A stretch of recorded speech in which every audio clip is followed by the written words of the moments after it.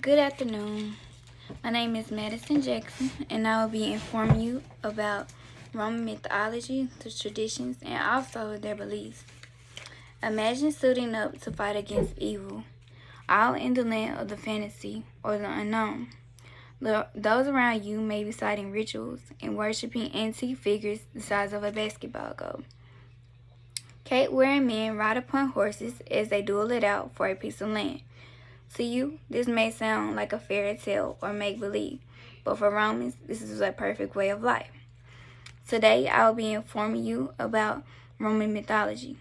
According to Ian Behrens, author of the Myths and Legends of Ancient Greece and Rome, the Romans adopted many traditional ways, including religions and gods, from the Greeks. Roman mythology contains tales or stories that relate to that of Rome's origins, traditions, and religious beliefs. In the Ancient History Encyclopedia, the 2018 edition, it is said that most of Greece history was spoken through words until the 8th century BC, when Rome was founded. The tale of the two twin gods, Romulus and Remus, relates to how the city was founded and created.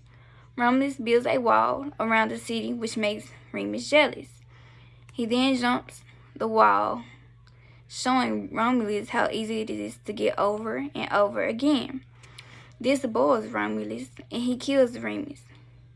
Romulus founds the city April 21st, 753 BC, naming it Rome, basically after him.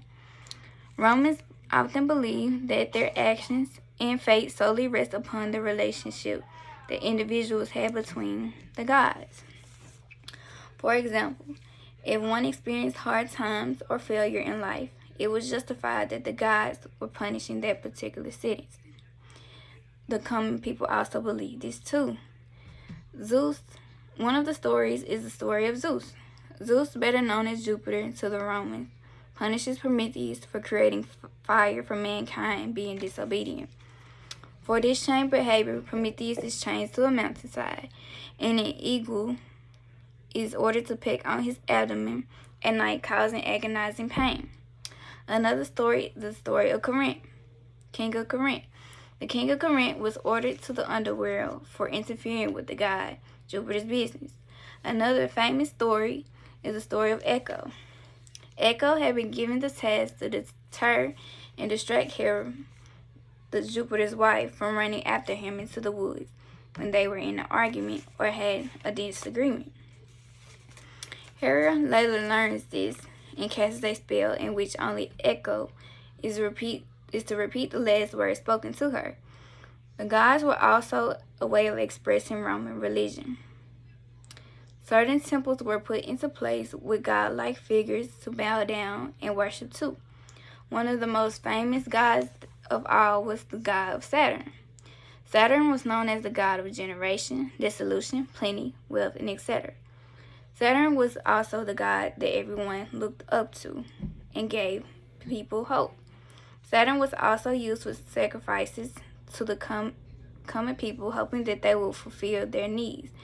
Basically, they used Saturn for sacrificial reasons to maybe stop having so much poorness, stop having so much wealth, or just wanting food and not being able to have it, so they sacrificed something in order to get what they needed for their family.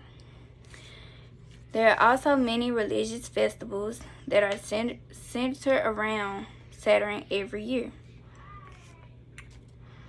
Today, I went over key points describing and defining Roman mythology and storytelling.